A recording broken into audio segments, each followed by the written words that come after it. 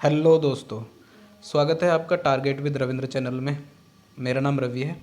आशा करता हूँ आप सब लोग खुश होंगे, स्वस्थ होंगे। चलिए शुरू करते हैं आज का वीडियो। पर्यावरण अध्ययन यूपीटेट 2011 का पेपर है ये, प्रीवियस पेपर्स प्राइमरी लेवल का। सेक्शन है पर्यावरण अध्ययन, एनवायरमेंटल स्टडीज़। उसका ये एक्सप्लेनेशन है। आशा करता हूँ आपको समझ में आएगा अच्छे से। तो चलिए वीडियो शुरू करते हैं। तो क्वेश्चन नंबर 1 है, पारिस्थितिकी तंत्र का उदाहरण है। इसमें बताना था पारिस्थितिकी तंत्र का कौन सा उदाहरण है।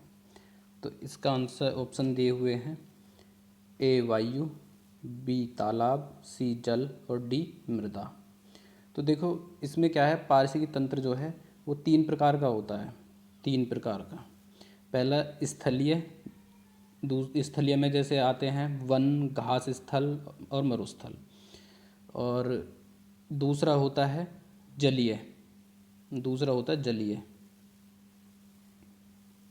अब जलीय भी 2 तरह का होता है, एक तो एलवण जल वाले पारिस्थितिकी तंत्र और दूसरा लवणीय जल वाले पारिस्थितिकी तंत्र। एलवणीय वाले होते हैं जैसे तालाब, झील, झरना। तो ये जो तालाब है, ये अलवणीय जल वाले पारिस्थितिकी तंत्र का उदाहरण है। तो इसलिए इसका आंसर हो जाएगा ये सही। बाकी के लवणीय जल वाले जो पारिस्थितिकी तंत्र आते हैं वो हैं लवण, झील, ज्वारंदमुख और समुद्र। 2 प्रकार के हो गए। अब तीसरा प्रकार था मानवीकृत। तो मानवीकृत में आ जाते हैं जैसे कृषि, खेत, खलिहान और एक्वेरियम मतलब जल जीवशाला और अंतरिक्ष यान। तो इस तरह से इसका जो उदाहरण है वो तालाब सही है। ये जलीय पारिस्थितिकी तंत्र का उदाहरण है, जलीय में भी अलवणीय जल। तो नेक्स्ट क्वेश्चन था, कौन जीवीय कारक नहीं है। तो अब इसमें जीवीय कारक बताना है, कौन जीवीय कारक नहीं है। तो ऑप्शन दिए हुए हैं, ए पेड़ पौधे, बी जंतु, सी सूक्ष्म जीव और डी प्रस्तर। तो इसका आंसर हो जाएगा डी प्रस्तर। ये जीवीय कारक नहीं होता है। पारिस्थितिक तंत्र के जो घटक होते हैं वो घटक होते हैं 2 प्रकार के, एक अजैविक घटक और एक जैविक घटक। तो अजैविक 2 प्रकार के होते हैं इसके घटक मीन्स कारक। तो अजैविक घटक में भी तीन प्रकार के होते हैं, भौतिक घटक, अकार्बनिक घटक और कार्बनिक घटक। तो ये जो है प्रस्तर जो है वो अकार्बनिक घटक है, ये अकार्बनिक घटक है ये पारिस्थितिकी तंत्र का। तो इसलिए जीवीय कारक नहीं है इनमें प्रस्तर। बाकी के ये हैं पेड़ पौधे, जंतु और सूक्ष्म जीव, ये जीवीय कारक हैं। नेक्स्ट है, चलो उसके बारे में और जाने लेते हैं थोड़ा सा।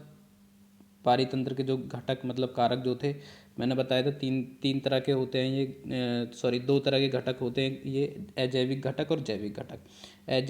अजैविक घटक में आ जाते हैं भौतिक घटक जैसे प्रकाश, तापमान, आर्द्रता, वायुमंडलीय दाब, स्थलाकृति तथा वायु। और दूसरा अकार्बनिक घटक जल, मृदा, वायुमंडलीय गैस, खनिज, चट्टान, प्रस्तर, तत्व आदि। और तीसरा कार्बनिक घटक मतलब इसी का ये अजैविक घटक का तीसरा कार्बनिक घटक होता है। इसमें जैसे कार्बोहाइड्रेट, प्रोटीन, वसा, ह्यूमस और यूरिया आदि।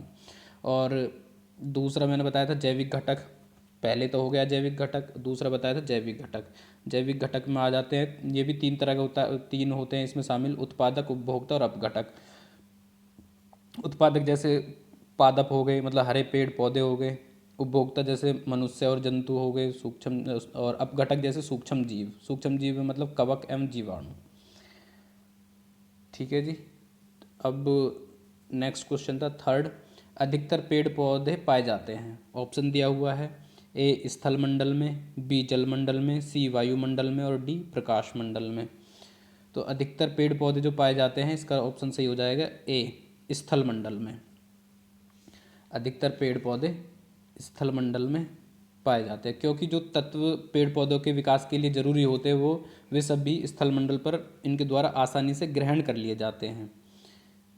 इसलिए ये पेड़ पौधे ज़्यादातर अधिकतर जो है वो स्थल मंडल में पाए जाते हैं। तो इसका आंसर हो जाएगा ए करेक्ट। नेक्स्ट है फोर्थ, अन्य मृत जंतुओं पर जीवन निर्वाह करने वाले प्राणी को कहा जाता है? ऑप्शन दिए हुए हैं, A parasite, B decomposer, C scavenger और डी ओमनिवोरस।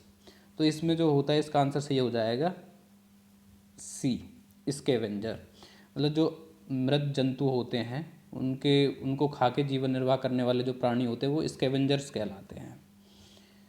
नेक्स्ट है फिफ्थ, सीएनजी संक्षिप्त रूप है, तो ये बताना था सीएनजी किसका संक्षिप्त रूप है। ऑप्शन दिए हुए हैं, ए है क्लीन नेचुरल गैस, बी है कंप्रेस्ड नेचुरल गैस का, सी कार्बोनाइज्ड नेचुरल गैस का, डी कार्ब्यूरेटेड नेचुरल गैस का। तो इसका जो आंसर सही हो जाएगा सीएनजी जो संक्षिप्त रूप है वो है कंप्रेस्ड नेचुरल गैस का। तो इसका ऑप्शन जो सही हो जाएगा वो B compressed natural gas. Next है सिक्स, निम्न में से कौन सा अंतर्राष्ट्रीय संस्था पूरे विश्व में पर्यावरण सुरक्षा की देखभाल करती है? तो ऑप्शन दिए हुए हैं WWF, ए, बी है WHO, सी है पेटा PETA, डी है UN। तो इसमें क्या है कि जो अंतर्राष्ट्रीय संस्था जो पूरे विश्व में पर्यावरण सुरक्षा की देखभाल करती है वो है UN, यूनाइटेड नेशंस। तो यूनाइटेड नेशंस का एक प्रोग्राम है UNEP, UNEP मतलब यूनाइटेड नेशंस एनवायरनमेंट प्रोग्राम। तो इसके द्वारा जो है ये पूरे विश्व में पर्यावरण सुरक्षा की देखभाल करती है UN।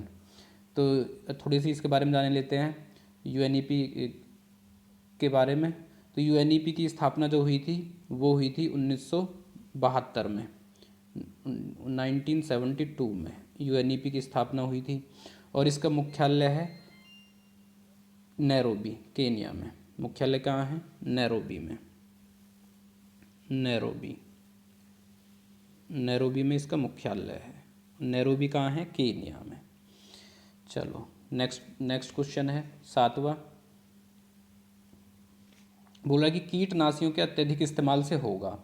ऑप्शन दिए हुए हैं, ए है वायु प्रदूषण, बी है ध्वनि प्रदूषण, सी है जल प्रदूषण और डी है इनमें से सभी। तो इसका ऑप्शन जो है वो सही हो जाएगा, कीटनाशियों के अत्यधिक इस्तेमाल से होगा जल प्रदूषण। अगर यहाँ पे ये ध्वनि प्रदूषण नहीं होता तो फिर दोनों सही हो जाते, या ऑप्शन में ये होता कि ए और सी सही हैं तो ये फिर ए सी सही हो जाते। वायु प्रदूषण भी होता है, जल प्रदूषण भी होता है। इनडायरेक्ट वे में वायु प्रदूषण होता है, डायरेक्टली जल प्रदूषण होता है। तो इसका आंसर जो सही हो जाएगा वो जल प्रदूषण हो जाएगा। नेक्स्ट है 8, लवण जो जल का अवशोषण करता है कहलाता है। अब यहाँ पे पूछ रहा है कि ऐसा लवण कौन सा है जो जल का अवशोषण करता है। तो इसका जो आंसर हो, ऑप्शन दिए हुए हैं देखो, हाइग्रोस्कोपिक लवण, ए, बी है एनहाइड्रस लवण, सी है हाइड्रोफिलिक लवण और डी है हाइड्रोफोबिक लवण। तो इसका आंसर जो हो जाएगा सही वो हो जाएगा हाइग्रोस्कोपिक सॉल्ट, मीन्स हाइग्रोस्कोपिक लवण। ये एक ऐसा लवण है जो जल का अवशोषण करता है। नेक्स्ट है 9। तो नेक्स्ट है 9th, बोला कि पारिस्थितिकी तंत्र एवं प्राकृतिक अधिवासों का संरक्षण तथा उनके प्राकृतिक वातावरण में प्रजातियों का जीवनक्षम जनसंख्या का रखरखाव एवं प्रतिप्राप्ति के लिए प्रयुक्त पद है। तो ये इंग्लिश में पढ़े लेते हैं कि the term used for the conservation of ecosystem, पारिस्थितिकी तंत्र के कंजर्वेशन एंड नेचुरल हैबिटेट्स, मतलब पारिस्थितिकी तंत्र की सुरक्षा या रक्षा और जो उनका प्राकृतिक निवास है उनकी सुरक्षा। The maintenance and recovery of viable population of species in their natural surroundings is, मतलब ऐसे पेड़ पौधे या जीव जंतु जो ख़त्म होने की कगार पर हैं उनके निवास, उनके प्राकृतिक निवास की सुरक्षा और उनकी खुद की सुरक्षा उनके प्राकृतिक निवास में करना क्या कहलाता है। तो इसमें ऑप्शन दिए हुए हैं, ए है क्रॉड संरक्षण, बी है स्वस्थानीय संरक्षण, सी है अपस्थानीय संरक्षण और डी है परिधीय संरक्षण। मतलब ऐसे पेड़ पौधे या जीव जंतु जो ख़त्म होने के कगार पर हैं उनके खुद के प्राकृतिक निवास में उनकी रक्षा करना, वो क्या कहलाएगा? वो कहलाता है in situ conservation. In situ conservation मतलब उनके प्राकृतिक निवास में उनकी रक्षा करना, स्वस्थानिक संरक्षण। इसका ऑप्शन हो जाएगा बी सही। नेक्स्ट है 10वां, सामुद्रिक कच्छपों को जीवंत जीवाश्म कहा जाता है क्योंकि वे 150 मिलियन वर्षों से भी अधिक समय से पृथ्वी में उपस्थित हैं। भारतीय उपमहाद्वीप के जल भागों में पाए जाने वाले 5 प्रजातियों के समुद्री कच्छप, ये कच्छप है, कच्छप में अधिक संख्या किसकी है? तो भारतीय उपमहाद्वीप में जो जल भागों में 5 प्रजातियां पाई जाती हैं समुद्री कच्छपों की, तो उनमें सबसे अधिक संख्या किसकी है? ऑप्शन दिए हुए हैं नेप्स रिडले, ए, बी है लॉगरहेड, सी है ऑलिव रिडले और डी है फ्लैटबैक। तो इसका जो आंसर है वो सही हो जाएगा, मतलब जो सर्वाधिक समुद्री कच्छप भारत में पाए जाते हैं 5 प्रजातियों में से, वो पाए जाते हैं ऑलिव रिडले, मीन्स सी। सी इसका सही आंसर हो जाएगा। नेक्स्ट है 11, निम्न में से कौन ग्लोबल वार्मिंग का कारण है? तो ऑप्शन दिए हुए हैं, ए है जल प्रदूषण, बी है मृदा प्रदूषण, डी है वायु प्रदूषण और ए बी, ये सी है, डी नहीं सी, और ये डी है ध्वनि प्रदूषण। दोबारा ऑप्शन, ए जल प्रदूषण, बी मृदा प्रदूषण, सी वायु प्रदूषण और डी ध्वनि प्रदूषण। तो ग्लोबल वार्मिंग का कारण क्या है? ये है ग्लोबल वार्मिंग का कारण सी, वायु प्रदूषण। वायु प्रदूषण के द्वारा ही ग्लोबल वार्मिंग होती है। जब कार्बन डाइऑक्साइड गैस की मात्रा अधिक हो जाती है तो वो मुख्य कारक होती है ग्लोबल वार्मिंग का। नेक्स्ट है 12वां, महासागर पृथ्वी के कितने भाग पर फैले हैं? तो ऑप्शन है, ए है 3/4 मीन्स 3/4, बी है 1/2, सी है 1/4 1/4, डी है 2/3 2/3 भाग पर। तो महासागर जो है पृथ्वी के कितने भाग पर फैले हैं? ये फैले हैं 3/4 भाग पर, मीन्स लगभग 71% भाग पर महासागर फैले हैं। पृथ्वी के 71% भाग पर महासागर फैले हैं। नेक्स्ट है 13, स्टेलेक्टाइट एवं स्टेलेग्माइट में निक्षेपण होता है। तो स्टेलेक्टाइट एवं स्टेलेग्माइट में किसका निक्षेपण होता है? ए है सिलिका का, बी है मैग्नीशियम कार्बोनेट का, सी है कैल्शियम कार्बोनेट का, तो डी है सोडियम कार्बोनेट का। तो इसका जो आंसर सही हो जाएगा वो हो जाएगा सी, कैल्शियम कार्बोनेट का। स्टेलेक्टाइट तथा स्टेलेग्माइट में जो निक्षेपण होता है वो कैल्शियम कार्बोनेट का होता है। नेक्स्ट है 14, निम्न में से कौन वायु प्रदूषण का एक उदाहरण है? ऑप्शन दिए हुए हैं, धुआं एवं कुहासा, ए, बी है वाहनों से निकलने वाली गैसें, सी है जलती लकड़ी या चारकोल से निकली गैसें, डी है इनमें से सभी।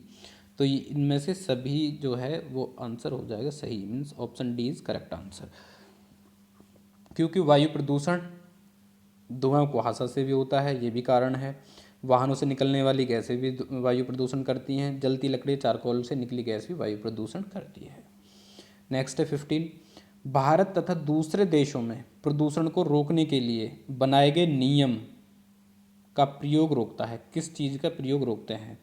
भारत और दूसरे देशों में प्रदूषण रोकने के लिए बनाए गए जो नियम हैं वो किसके प्रयोग को रोकते हैं? ऑप्शन दिया हुआ है, ए है कागज़ के थैले, बी है प्लास्टिक के थैले, सी है नायलॉन के थैले और डी है चमड़े के थैले।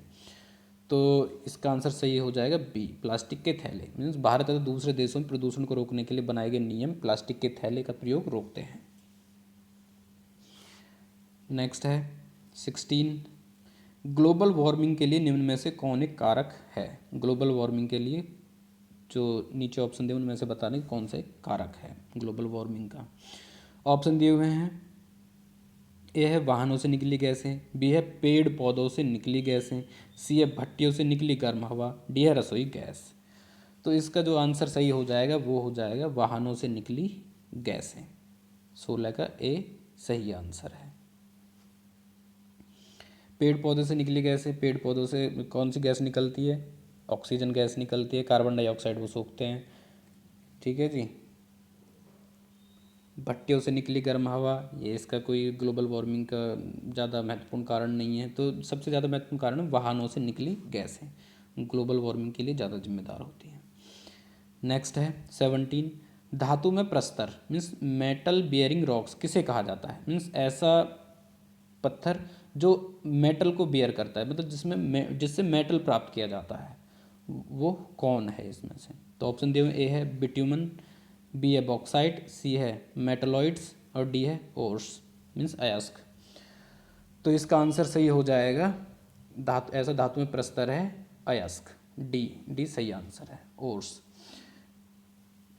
मीन्स अयस्क जो है वो मेटल बियरिंग रॉक्स होती है, इसी से धातु प्राप्त किए जाते हैं। नेक्स्ट है 18, पेड़ पौधे प्रदूषण को घटाते हैं क्योंकि वह अवशोषण करते हैं। तो इसके ऑप्शन दिए हुए हैं, ए है सल्फर डाइऑक्साइड, बी है कार्बन डाइऑक्साइड, सी है कार्बन मोनोऑक्साइड, डी है नाइट्रोजन। तो पेड़ पौधे जो है प्रदूषण को घटाते हैं, क्यों? क्योंकि वो कार्बन डाइऑक्साइड का अवशोषण करते हैं, अपना भोजन बनाने में इसका यूज़ करते हैं कार्बन डाइऑक्साइड का। तो इसका जो आंसर सही हो जाएगा वो हो जाएगा बी आंसर सही हो जाएगा।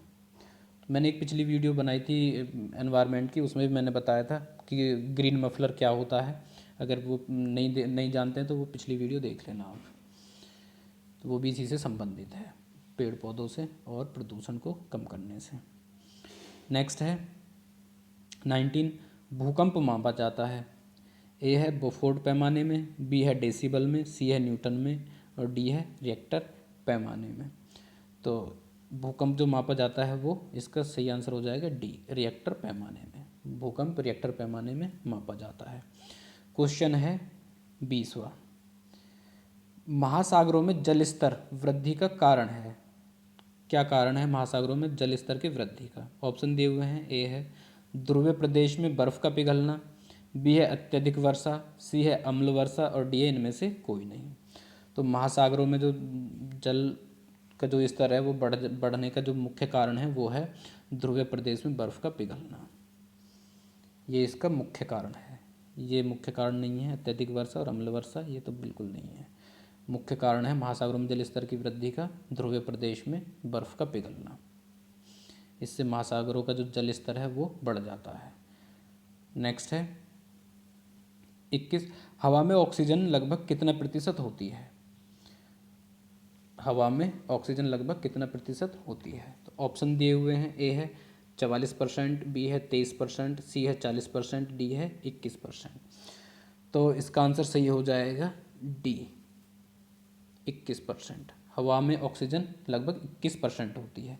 और थोड़ा सा जाने लेते हैं कि देखो हवा में जो है नाइट्रोजन होती है लगभग 78%, जो कि हवा में सबसे ज़्यादा प्रतिशत इसी का होता है, नाइट्रोजन का लगभग 78%। दूसरे नंबर पे आती है ऑक्सीजन, ये 21% होता है। तीसरा पार्ट होता है ऑर्गन का, ऑर्गन होती है 0.93%। ऑर्गन गैस का आता है 0.93%। और उसके बाद में कार्बन डाइऑक्साइड का भाग होता है, कार्बन डाइऑक्साइड का भाग होता है लगभग 0.038%, ये इसका भाग होता है। और बाकी बाकी हिस्सा जो होता है वो नियॉन, हीलियम और मीथेन गैस का होता है।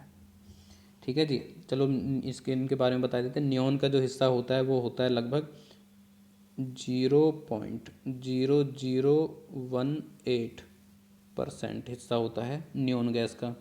और हीलियम गैस का होता है लगभग 0.0005%। और जो मीथेन गैस है उसका लगभग हिस्सा होता है 0.00017%। तो ये हवा में इनका हिस्सा होता है। तो ऑक्सीजन का लगभग कितना कितना प्रतिशत होती है? ऑक्सीजन होती है लगभग 21%। नेक्स्ट है 22, परम तापक्रम पैमाना कौन सा होता है? तो परम तापक्रम पैमाना कौन सा होता है? ऑप्शन दिए हुए, ए है सेल्सियस, बी है फ़ारेनहाइट, सी है केल्विन और डी इनमें से कोई नहीं। तो परम तापक्रम पैमाना होता है केल्विन। सी सही आंसर है। नेक्स्ट है 23, प्रकाश संश्लेषण संपादित होता है। अब प्रकाश संश्लेषण किसके द्वारा संपादित होता है? ऑप्शन दिए हुए हैं, सभी पौधों द्वारा, सभी जंतु एवं पौधों द्वारा, सभी हरे पौधों द्वारा, और डी है वायरस द्वारा। तो इसमें क्या होता है कि भाई ऐसा ऑप्शन देख के हम जल्दबाजी में गलत आंसर चूज़ कर लेते हैं कि भाई ए तक पहुँचे सभी पौधों द्वारा, तो उस पर ही टिक कर दिया कि यही सही है, जबकि हम सारे ऑप्शन सही से नहीं पढ़ते हैं। तो इसके सारे ऑप्शन पढ़ने हैं हमें सही से। देखो बोल रहा है कि सभी पौधों द्वारा, और बी में बोल रहा है सभी जंतुओं द्वारा, ये तो होता ही नहीं प्रकाश संश्लेषण। और फिर सी बोल रहा है सभी हरे पौधों द्वारा। ठीक है जी, वायरसों द्वारा नहीं होता। तो इसका आंसर सही कौन सा हो जाएगा? इसका आंसर सही हो जाएगा सभी हरे पौधों द्वारा। सी इसका सही आंसर हो जाएगा। नेक्स्ट है 24 बोल रहा है कि ध्वनि या ध्वनि प्रदूषण किस में मापा जाता है? ऑप्शन है, ए है फोन में, बी है डेसी में, सी है डेसीबल में, डी है डेसीमल में। तो अब ये जब पेपर देते टाइम ये ऑप्शन सही से पढ़ने हैं। ऑप्शन में थोड़ा सही से ध्यान लगाना है, ध्यान से पढ़ने, तभी टिक लगाना है और गोला काला करना है, वरना तो जल्दबाजी में गलत हो जाता है। तो इसका जो ध्वनि या ध्वनि प्रदूषण मापा जाता है वो मापा जाता है, कोई एक सही है, डेसी दे दिया यहाँ पे बी, फिर और ये डेसीमल दे दिया है। तो इसका आंसर सही कौन सा हो जाएगा? सही है आंसर इसका सी, डेसीबल में। ध्वनि जो है और ध्वनि प्रदूषण वो डेसीबल में मापा जाता है। थोड़ा सा और जाने लेते हैं कि सामान्यतः एक व्यक्ति जो है वो 70 से 80 डेसिबल ध्वनि सहन कर सकता है, और इससे ज़्यादा ऊपर की जो डेसिबल की जो ध्वनि होगी वो उसके लिए हानिकारक हो जाएगी। ठीक है जी, तो एक मनुष्य जो है वो 70 से 80 डेसिबल ध्वनि सहन कर सकता है बस। और ध्वनि या ध्वनि प्रदूषण मापा जाता है वो डेसिबल में। नेक्स्ट है 25, निम्न में से कौन पर्यावरण के लिए हानिकारक है? ऑप्शन दिए हुए हैं, ए है कागज, बी है कपड़ा, सी है धातु, और डी है प्लास्टिक। तो इसका आंसर सही हो जाएगा डी, प्लास्टिक। प्लास्टिक जो है पर्यावरण के लिए सबसे ज़्यादा हानिकारक है। नेक्स्ट है 26, वातावरण में अत्यधिक हानिकारक सल्फर मिश्रित गैस है। तो सल्फर मिश्रित सबसे हानिकारक वातावरण में कौन सी गैस है? वातावरण में अत्यधिक हानिकारक सल्फर मिश्रित गैस कौन सी है? इनमें ऑप्शन दिए हुए हैं, ए है एस, बी है H2S, फिर सी है SF6, सी में है SF और ये 6, और डी है SO2, डी है SO2। तो वातावरण में अत्यधिक हानिकारक सल्फर मिश्रित गैस कौन सी है? ये है SO2। SO2 मतलब इसका जो SO2 क्या होता है, वो होती है सल्फर डाइऑक्साइड। लिखने की कोशिश करता हूँ थोड़ा, सल्फर डाई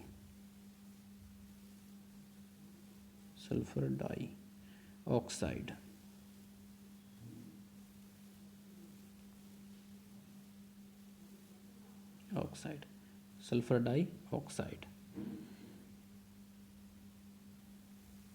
सल्फर डाइऑक्साइड। ठीक है जी, SO2 क्या होता है? Sulphur dioxide. चलो देख लेना, सल्फर डाइऑक्साइड होता है SO2। यही है वातावरण में अत्यधिक हानिकारक सल्फर मिश्रित गैस SO2। नेक्स्ट है 27, वायु प्रदूषण को कम किया जा सकता है। ए दिया हुआ है वृक्षों द्वारा, बी है मछलियों द्वारा, सी है जंतुओं द्वारा, और डी है सूर्य प्रकाश द्वारा। तो मैंने अभी ये थोड़ी देर पहले बताया था कि मैंने पिछली एक वीडियो बनाई थी एनवायरनमेंट की, उसमें बताया था इसका जो है थोड़ा मफलर, ग्रीन मफलर किसे कहते हैं, ठीक है जी, वो क्यों लाभदायक होता है। तो मतलब वो वीडियो भी आपके लिए काफ़ी लाभदायक होगी, अगर उसे भी देख लेंगे तो बहुत अच्छा बेनिफिट मिलेगा उसका।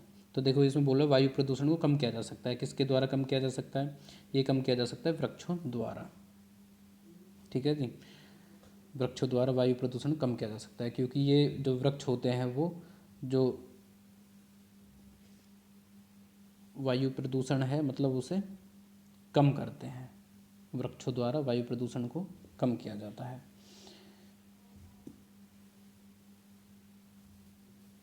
नेक्स्ट है विश्व पर्यावरण दिवस कब मनाया जाता है?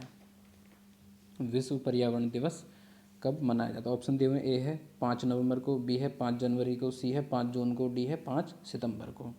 तो इसका आंसर सही हो जाएगा, ये भी मैंने पिछली वीडियो में आपको क्वेश्चन कराए हुए हैं। इसका आंसर सही हो जाएगा 5 जून को। सी आंसर इसका सही हो जाएगा। जो विश्व पर्यावरण दिवस है वो 5 जून को मनाया जाता है। अब इसके बारे में थोड़ा सा जाने लेते हैं, कब से मनाया जा रहा है ये देखो, ये जो प्रथम विश्व पर्यावरण दिवस था वो 1973 में मनाया गया था। प्रथम कब मनाया गया था? प्रथम मनाया गया था, फर्स्ट जो मनाया गया था वो मनाया गया था 1973 में। 1973 में मनाया गया था प्रथम, ठीक है जी। और पर्यावरण पर पहला वैश्विक शिखर सम्मेलन वर्ष 1972 में हुआ था। 1972 में 1972 में स्टॉकहोम स्वीडन में हुआ था। ये स्टॉकहोम स्वीडन में हुआ था 1972 में पर्यावरण पर पहला वैश्विक शिखर सम्मेलन, ठीक है जी। इसी सम्मेलन में 5 जून को पर्यावरण दिवस मनाने का निर्णय लिया गया था, 5 जून को। और फिर जो प्रथम विश्व पर्यावरण दिवस है वो 1973 में मनाया गया था, 1973 में। नेक्स्ट है 29, सूर्य की हानिकारक किरणों से पृथ्वी को कौन सा स्तर सुरक्षित रखता है? देखो ऑप्शन दिए हुए हैं, ए है आयन मंडल मीन्स आयनोस्फेयर, बी है ओजोन परत ओजोन लेयर, सी है क्षोभ मंडल ट्रोपोस्फेयर, डी है चुंबक मंडल मैग्नेटोस्फेयर। तो 29 का आंसर सही हो जाएगा बी, ओजोन लेयर ओजोन स्तर। थोड़े इसके बारे में जाने लेते हैं। देखो ओजोन परत मुख्यतः क्या है? स्ट्रेटोस्फेयर मीन्स समताप मंडल।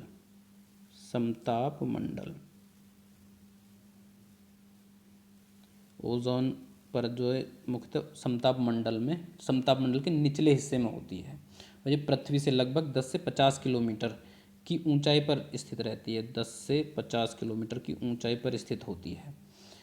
लेकिन ये जो परत के रूप में इसका सर्वाधिक जो मोटाई है वो इसकी 20 से 35 किलोमीटर के बीच ही मिलती है। जो सर्वाधिक इसकी ओजोन परत की जो सर्वाधिक मोटाई है वो 20 से 35 किलोमीटर के बीच ही मिलती है। 20 से 35 किलोमीटर के बीच, पृथ्वी से लगभग 20 से 35 किलोमीटर के बीच ही इसकी जो सर्वाधिक मोटाई वो मिलती है।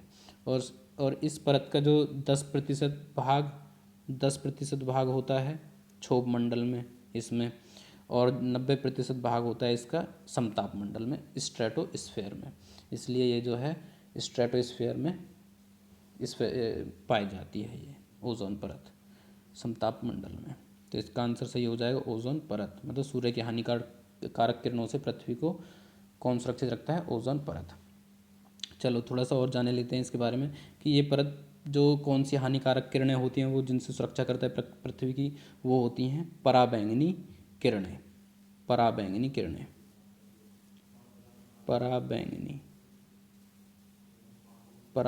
किरणें अल्ट्रावायलेट रेज, उनसे पृथ्वी की रक्षा करता है। और पराबैंगनी किरणों से कौन सा रोग होता है, वो किसका कारण बनते हैं? मुख्यतः वो बनती हैं पराबैंगनी किरणें त्वचा के कैंसर